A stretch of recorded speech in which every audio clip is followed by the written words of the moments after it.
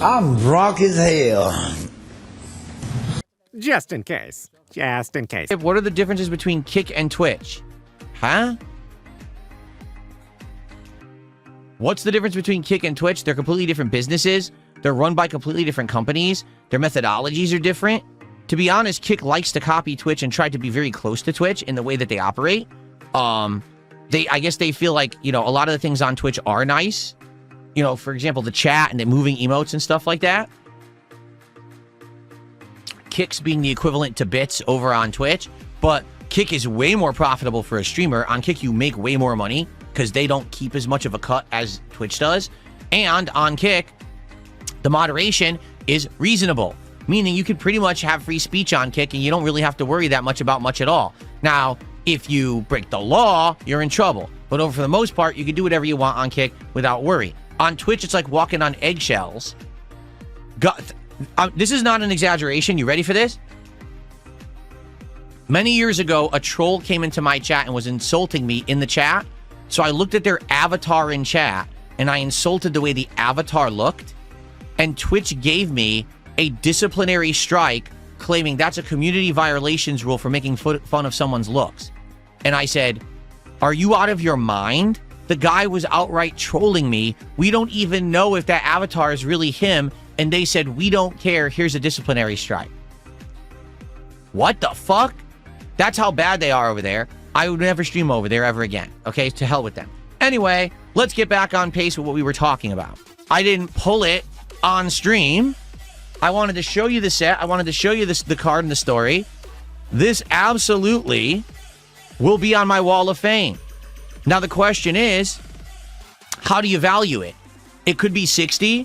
It could be 75. It could be somewhere in the middle. It could be higher. We don't know. Let's please get some cards opened on this stream. I'd love to do some Attack of the Vine and get a big chunk into that box because we've barely scratched the surface. I think we opened like 4 packs. That was it, right? Okay.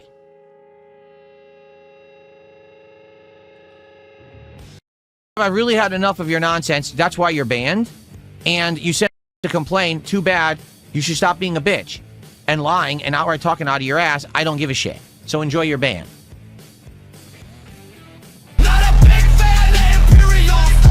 Not a big fan of the Red Guards. Not a big fan of the Red Guards. Not a big fan of the False Guards. I think I'm about to steal. I have some things to show you.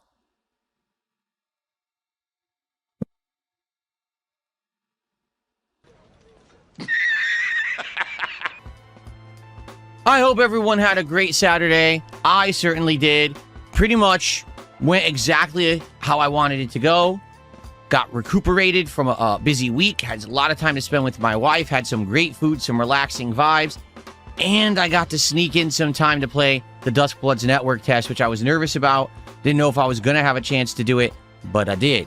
And so I'm going to send you, or tell you guys all about my initial experience with that game. I've got an update on jewels because I have an actual 100% definitive answer on how they work, how much they are valued, etc. Plus, I've got an update on TCG stuff. I have something to show you. Something a little special. But we'll save that for later. All right. So I hope that you guys are excited for a great week. Today is Sunday, the 23rd of August, 2026. Indeed, it is. We actually started the day ordering breakfast, and we ordered from a new place. We had never ordered from this place before. And it said they had like a breakfast sandwich combo, and they let you choose your bread. And I'm like, well, I'm thinking in my head, I don't want like super greasy bread. And if I pick like sourdough or even white, they're going to butter that bread and they're going to fry it. And it's going to end up being very greasy. So they had English muffin. I was like, well, on the chance that an English muffin is kind of small and I get this breakfast sandwich, it's going to be a small sandwich. I just don't want the grease. So I ordered the English muffin breakfast. Okay, breakfast sandwich, like scrambled eggs, some bacon, some cheese on bread, your choice of bread. So I order it and it arrives and I open it up, and to my surprise, there's not one, but two English muffin breakfast sandwiches in the box. And my face just lit up like a child on Christmas morning. I was like, double? They gave me double? So I started off my day right. And for the record, the sandwiches were pretty good. So that got me happy, in a good mood. While my wife was getting ready for the day, you know, showering and put on her makeup and everything, I said, well, now's my chance. Let me get in here and let me boot up my Switch 2, install the Dust Bloods network test, and play it for a bit, okay? So I did. I had a chance to do it, and that will be a segment on the show. We're going to get to that. And I played it for a little over an hour. I'd say probably an hour, 15 minutes, okay? I got to play through the intro, which teaches you some tutorial stuff. And then rather than finishing the intro, which looked like it would have been like an hour, I said, I want to play this game. So I went online, I picked a different character, and I played and was fighting against people. So I'm going to let you know my thoughts and my experience later on in the show. So, Dusk Bloods. Let's talk about it, all right? So the Dust Bloods network test took place over the weekend. I think it's over now, right? I think it ended last night. I think it was just Friday, Saturday, Sunday. Oh, wow, today's Sunday. There may be one more session going on this afternoon, actually, of the Dust Bloods network test. I wish I could broadcast it. I wish I could show you the game. They won't let me. It outright said in the terms of service that unless you were some of the select lucky few people that FromSoft loves and butt kisses, you can't broadcast this game right now. It's against the terms of service. If you do it, not only will they terminate your access to the network test, big deal, but they're actually going to seek out your account later on and ban you from the actual game when it comes out. They've even said that they will ban you from... Okay, goodbye, Connor John. That was a quick one. You got unbanned, and now you're banned again. Bye-bye, bitch. Okay, so basically, they're going to ban you from all FromSoft products. They outright said you made an agreement that you aren't going to share anything, so if you do, we're going to ban you. So I'd like to continue to be a part of FromSoft content. I would prefer to not be permanently banned, so I've decided to not leak the game. However, they are allowing everyone to talk about their personal experiences with the game. So allow me to do so right now, okay? So first off, when you boot up the game, it throws you into a tutorial. You don't choose whether you could skip it or not. You have to play it. And immediately the game opens up in an incredibly gothic intro that is incredibly Bloodborne-esque. You are a drunkard. You're sitting in a chair passed out with a bottle in your hand that's empty. It appears you're dead. It looks like you drank yourself to death. I'm not kidding. This is the intro of the game. And a woman's hand comes up off the ground and touches your dead arm. And she says this weird incantation about the end of the world and blood and stuff. And then she says she wants you to come back alive. And then this weird blood ritual takes place under the chair that glows. And then you disappear and she dies. Okay? There's also this weird blood insignia that appears on your wrist that's like bleeding all over the place. Okay? And then next thing you know, you're teleported to the starter area of the game, and you are a swordsman. You have a big katana, like a blood katana. And you have basic abilities like a light combo. You have a heavy attack that you could charge and do like a double slash that's really powerful and supposedly like break guards. There's a dodge, and the dodge is multi-directional, so you can go left, right, forward, back. I think you can go diagonal too. There's a block, and the block is a weird blood shield that comes out of that insignia that's on your hand. It forms this big shield, almost like Captain America's shield, but it's like blood. I don't even know how to explain it. It's like floating coagulated blood, and that's how you block attacks in this game. Okay? Jumping is really interesting. It's very similar to Elden Ring, but even more so. You immediately have a super jump where you charge the button, release, and you jump super high, and then while you're in the air, you can jump 3 more times. So you can jump the height of a building and keep jumping up. This game is incredibly vertical, even more so than Elden Ring was. Okay? However, the game is Bloodborne. Okay? It literally is Bloodborne with one distinct difference that I'll explain in a second.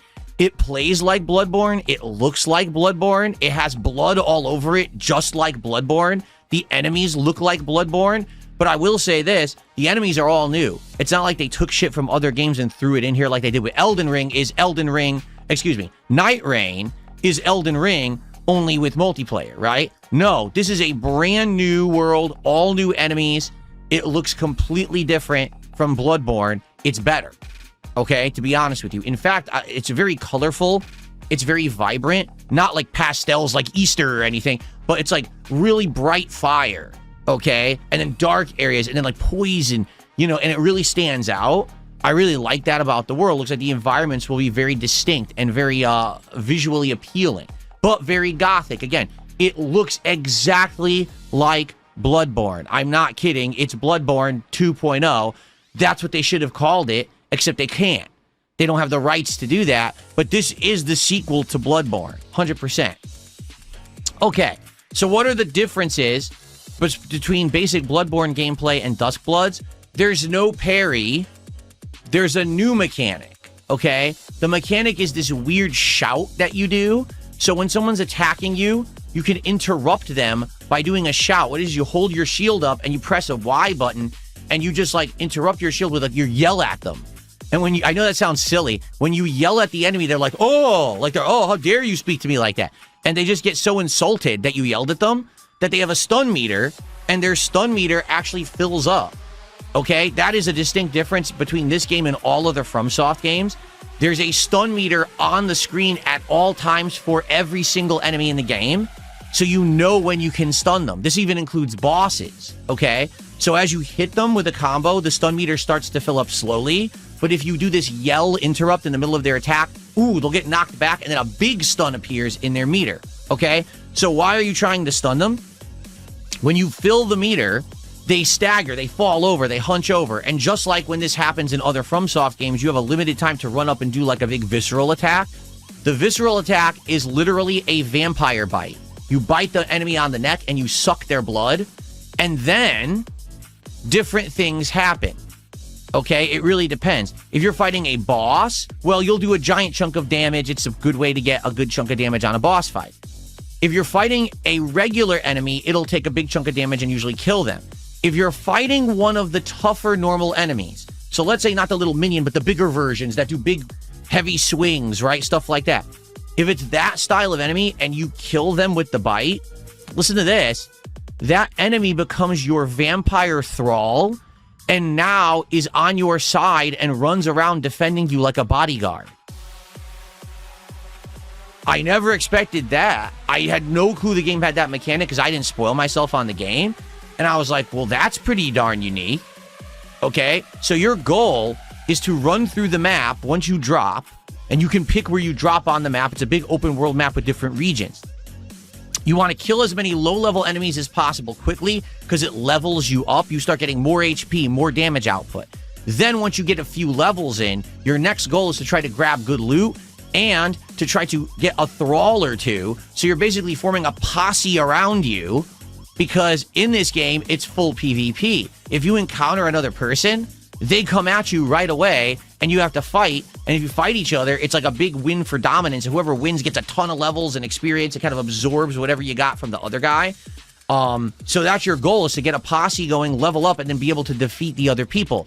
What happens is after certain periods of time, a timer expires. And if you haven't gained a certain level of experience and in-game blood currency or whatever it is, you're eliminated. So it's like there is no wall moving in on you like Fortnite. Like it technically is Battle Royale, but it's a different version of Battle Royale. You're not limited to a part of the map. It's not closing in a ring like Night Rain was, but instead it's based on how much did you do? How well did you do? Because if you die to a human, they take a lot of your blood experience away. So that sets you back from being able to survive the future waves. Do you see? So ultimately, a game goes like this. You drop, you run around, you kill little enemies, you level up. Then you fight the kind of mid-boss enemies. You get thralls. Then you can go take on bosses, and bosses are randomly all over the map. I fought 3 or 4. Let's see. I fought a boss that was a giant, almost a mutation. It kind of looked like a half-toad, but it was a woman. It was really weird, and she was hideous. And one of those big lumbering bosses that can grab you and insta-kill you. So I fought that. I fought a giant mechanized robot with 2 giant wheel blades, and it would fly around on wings and then crash down. You had to dodge the attack, and then it would start trying to stab you with multi-hit stabs, and you could combo it, and that was a cool boss. And then I fought like a humanoid boss too, and I'm trying to remember, but can't remember what the humanoid boss, it was just kind of a normal guy, but he had like abilities, if I remember correctly. So those randomly show up on the map and you fight them. And if you win, of course, you get tons of experience. You get a reward for beating them. You want to be able to beat those. Eventually, you're going to run into other humans that are playing. And when you do, the fights are chaotic. Because remember, you can quadruple jump. So people are jumping all over, firing at each other in the air because everyone also has a unique ranged attack and a unique special move. The ranged attack is different depending on which character class you pick. The standard guy is just a blood sword katana and a gun that's like a machine gun. So he goes like this, like rapid fire machine gun blast. But then he has to reload after like 5 to 10 shots. Then there's another class that I picked. His guy's name was Zork. He looks like Big Daddy from freaking BioShock. He does. He's wearing this like undersea diver suit. He attacks with a ginormous cable that looks like it's an underwater power cable. Okay. And he ripped a chunk off of it. And he fights with these big swinging combos like it's a club. Or if you use the heavy attack, he slams the ground twice and the whole ground explodes with electricity. Okay? His special attack, listen to this. You press his special attack button. He lifts up in place on a jetpack. He leans forward head first, and he literally does E Honda's sumo torpedo across the screen. And if he connects with anyone, an enemy, a human, they go flying. They literally go flying a million miles because you hit them with such impact, and you can knock them like way away. You can hit them against a wall. They get stunned. It was a crazy move. The thing is, I get the feeling it's kind of easy to tell when someone's going to do it because you immediately have to hover in place. Maybe there's a way to variate the attack to change or stagger the timing. I'm not sure. But it was a hilarious attack. The other guy who I started with, he's the blood sword katana user. He just has a giant bloody slash that goes forward in like an arc, and it could go through multiple enemies and chop like 3-4 enemies at once. So it seems pretty good for quick combat. So depending on what class you pick, it seems like the gameplay can be dramatically different. So what's the difference between the gameplay of Bloodborne and this? The jumping, because there's no jumping like this in Bloodborne. Jumping all over the place is just crazy. And the fact that there is no interrupt parry. You know, in Bloodborne, when someone's coming at you, you just fire your gun, you stun them, and then you do your visceral. That doesn't exist. Here you have to do this weird shout attack that interrupts what they're doing, and you have to fill their meter. If their meter fills all the way, now they stagger, and you can do that visceral. That's the vampire bite, but you have to fill their meter. Just one parry usually doesn't fill the meter, for the record, okay? So, in the hour 15 minutes that I played the intro, which was about 25 minutes, and then I jumped right into an online match, and it lasted a while. I think I played like 30, 40 minutes in this online match. I used Zork, okay? And like I said, I fought 3 or 4 different bosses. I got a few different thralls that were working with me. I fought a bunch of humans. I beat one human, but the 2 or 3 beat me. It was obvious they knew the game better than me. They'd probably been playing longer, which is fine. You know, I just wanted to get a flavor. I did have fun. The connection was excellent. There was no lag. I'm going to repeat what I just said. I played a game that was online only, exclusive to Switch 2. There was no lag whatsoever. I'm as shocked at this as you are, because as you know, when we play FromSoft games online, historically the connections aren't great, but this was like flawless. And maybe it's because it's just limited to the Switch 2 infrastructure and they had a good control over the network for this test, but it worked beautifully. Like, I was blown away how good the connection was. It felt great. The hit detection was excellent when you were attacking humans. You got the hit. It felt good when you're getting the hits. Also, you could dodge on the fly, and the dodges were effective. So, I was shocked, okay? The world design is outstanding. It feels like it's Bloodborne 2.0. I absolutely loved the world design because we all loved the Bloodborne, and we always wanted another Bloodborne, and we've been sitting here waiting for one. This is it. No lie, this is Bloodborne 2.0. This is where they were going with it, and this could have been that game, except they couldn't use Bloodborne, so they decided to do something completely different. Okay? So there you go. So I actually really had a great time with it. I wish that it had been able to be captured and broadcast, because I would love to show you. And I wanted to play more, but I didn't have, it's my day off. I'm not supposed to be in here playing games all day. So I played as much as I possibly could, and that's about as far as I got. So what do I think overall? What are my impressions? I think it's going to be very fun. I think it's going to sell like hotcakes. I think it's going to be incredibly successful, to be honest with you. I do. Right now, Switch 2 is a dead console, right? What are they releasing for it? Star Fox. Super Mario Sunshine emulated on the freaking GameCube software, right? This is what they're releasing for the console. There's nothing on it. The console's been out for over a year. There's probably less than 5 games worth playing on it, okay? So they need content for this console desperately, and so many people bought it and are sitting around complaining there's nothing to play. I guarantee you, when this game comes out, it is going to be a monstrous seller. Everyone who owns a Switch 2 will buy Dusk Bloods, okay? Just by default, it's like, well, I want to play my console. Everyone's going to be playing this. I got to buy it, all right?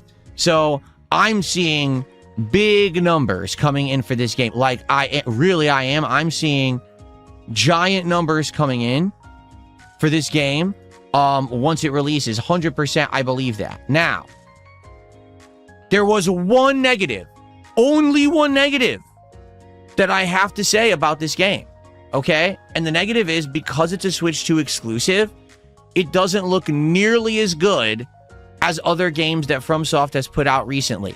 It actually doesn't look as good as Elden Ring, and it certainly doesn't look as good as Night Rain. That's disappointing, right? Because they limited it to Switch 2 only.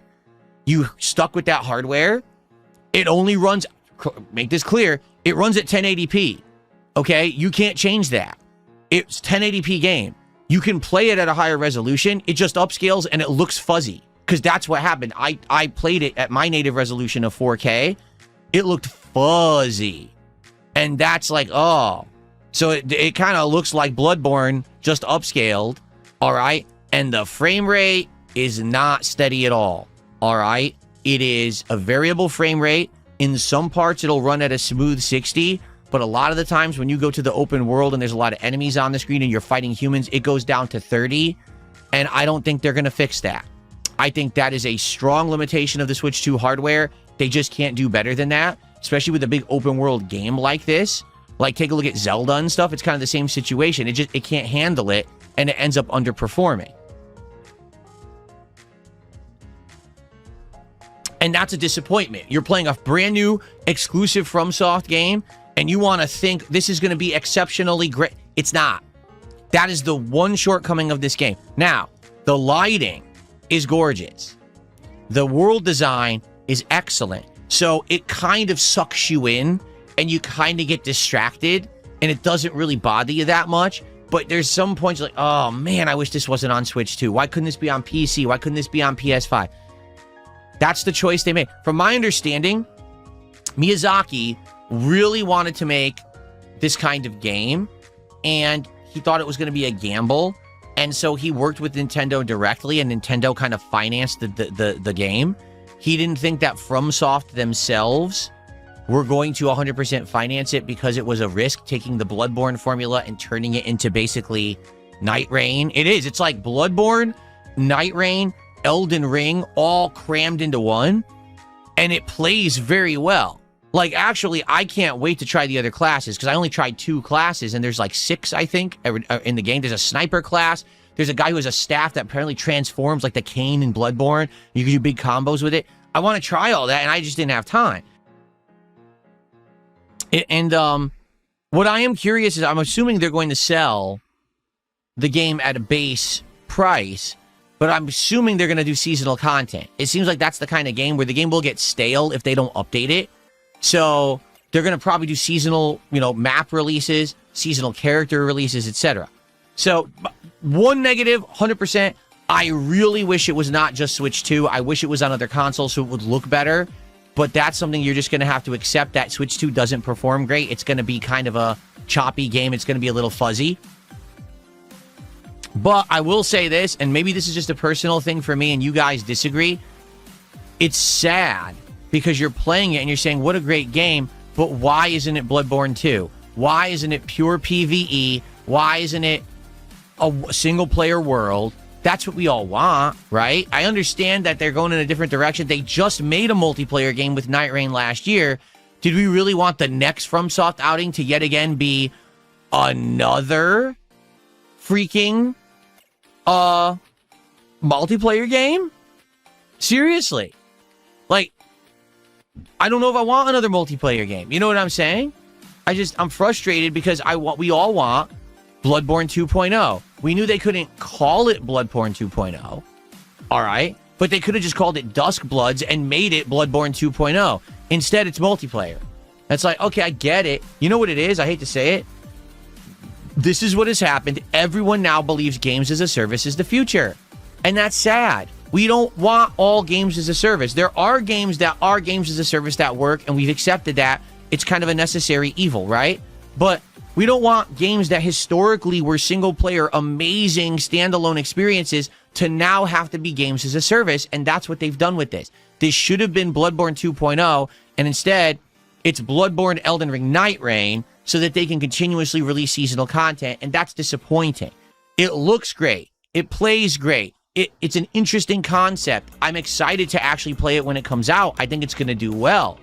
But because it is online only and games as a service, is this going to truly be Bloodborne 2.0, a game that will stand out and get Game of the Year awards and everyone will remember a decade later? Or is this going to be Night Rain 2.0, where everyone forgot about it within 3 months because you can't really have it stand out when it's online? You know what I'm saying? I hate to say it. I think the game will sell very well because it's a Switch 2 exclusive, but I wonder if it's going to get forgotten just like Night Rain was. All right, that's my honest take. I actually really like it. I'm looking forward to it. I can't wait for future tests. I hope that they have more. I hope that they have betas and stuff that you can participate in. I hope that we can play it sooner rather than later. I think it's going to be a fun experience, but this might be something that doesn't have longevity. I really wish that it was just an offline experience, but maybe that's just me. Maybe you guys disagree, okay? All right, so that's my take on Duskbloods. I hope that you guys enjoyed that. Now, it's great explaining it. Can you play it instead? I was expecting gaming, not a lecture. It's not allowed. I literally just said, when you sign up for the Duskbloods closed network test, in the terms of services, you may not capture, broadcast, or show off any footage of this game. It's against the rules, and if you do, you will be permanently banned from FromSoft services. I wish I could. I wanted to. I can't. So sorry that I can't, do what you want, but I'm not going to get banned from FromSoft permanently. You strike me as someone with an extremely large penis. Okay. I don't know how that could happen. Now, I have 2 updates regarding TCG. The first update is,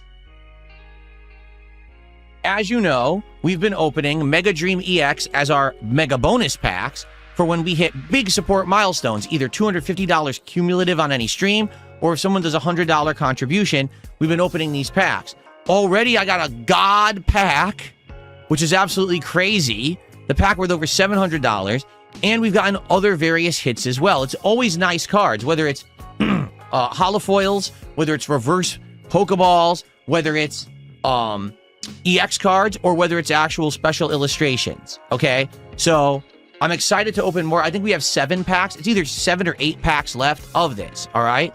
But I already told you guys, what I think we should do is we should continue to get this style of cards as our premium packs, because these literally are premium.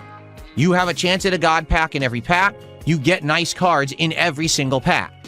So I have ordered a different set of Japanese mega packs just like this, but it's not this set. It's a different set from the past, okay? This particular set I think we're going to like because there's a lot of unique, nice-looking cards in the set.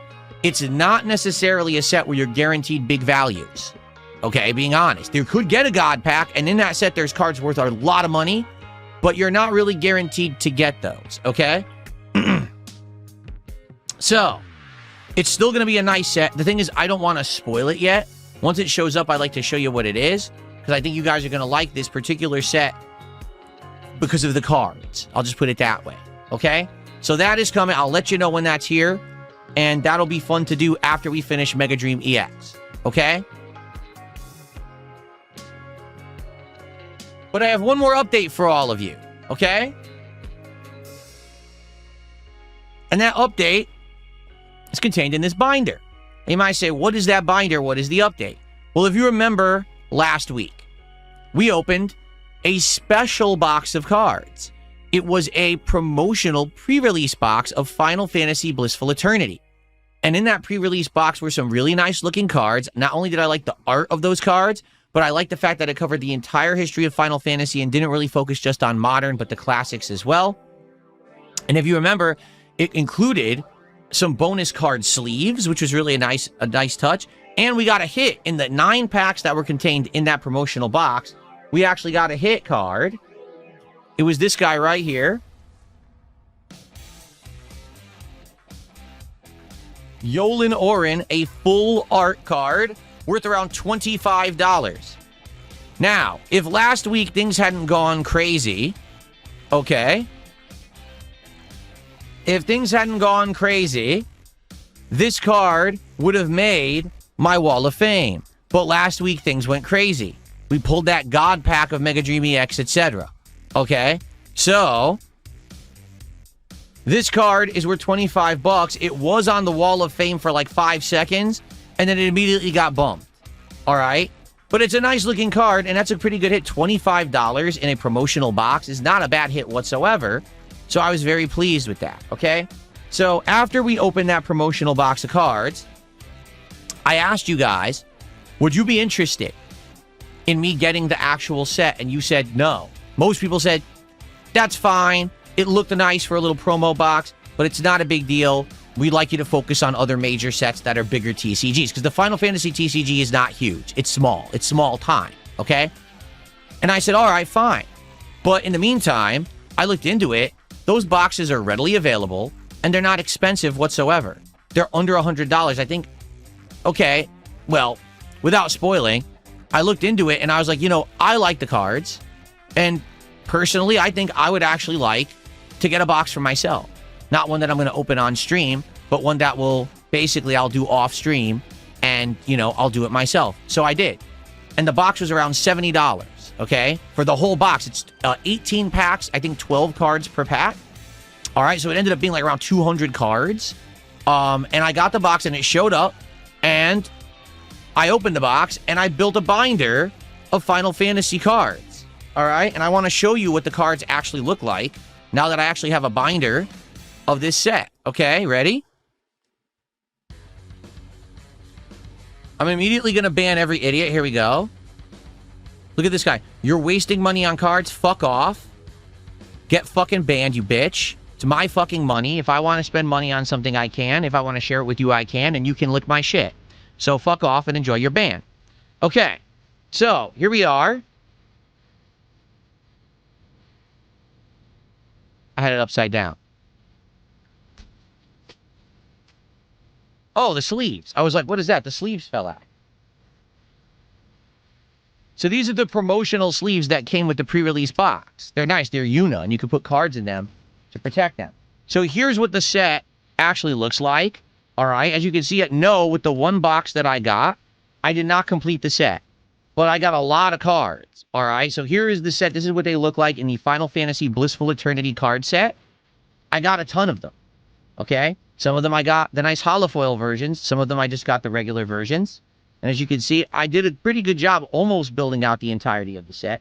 I would argue maybe if I were to get a second box, I would probably complete the set, okay? So there's 124 cards in the set. It's not huge. That's a smaller set for TCG. I like the variety of cards that are in it. Like I said, it really does span the entire history of Final Fantasy. Okay? Nice looking cards, right? And that's the end of the set right there. In fact, that's the final card. That is Auron from Final Fantasy X. And that's the last card in the set, 124. Okay? So I like them. I want to show you, again, up close. I'll just let you see them quickly.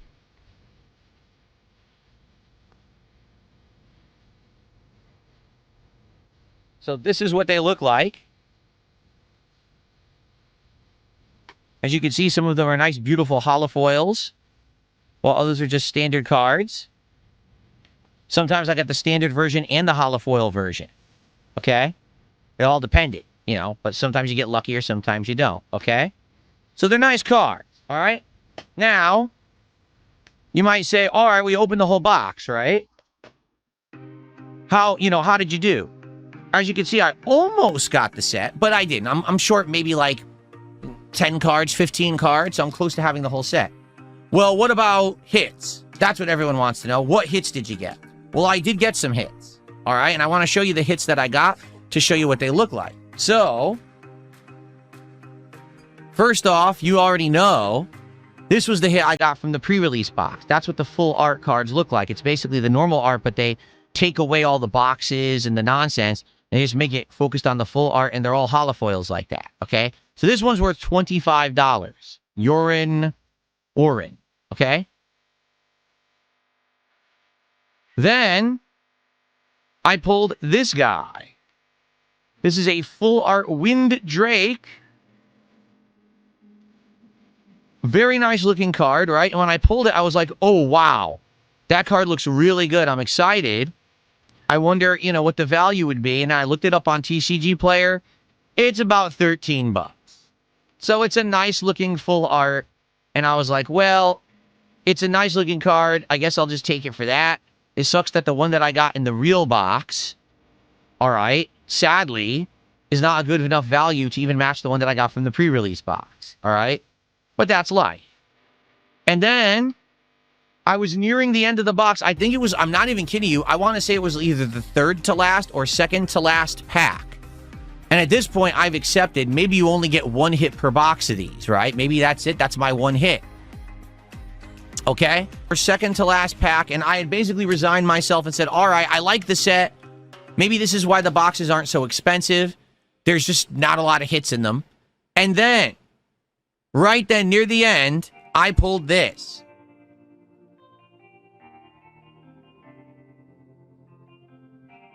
Warrior of Light, full art card. This card is very rare. It's so rare that I couldn't find anyone actually having the right picture. People are selling this online, but for some reason, they don't have a picture of the front. I don't know why, but they are selling it. All right. One has already sold for around $61, and people are listing it at around $75 for sale. But the set is so new that there's no real big history of the card. But this is considered one of the better hits of Final Fantasy Blissful Eternity, okay? So, at a minimum, it's around $60 value, okay? It's gorgeous. Shut the fuck up, you don't know what you're talking about. If you continue to talk out of your ass, I'm gonna ban you. He's just being an asshole. Okay, let's, please get some cards opened on this stream. I'd love to do some Attack of the Vine and get a big chunk into that box because we've barely scratched the surface. I think we opened like 4 packs. That was it, right? Okay.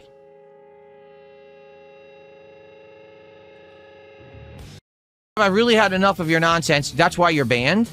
And you said to complain. Too bad. You should stop being a bitch and lying and outright talking out of your ass. I don't give a shit. So enjoy your ban. I need banana, tasty banana, put banana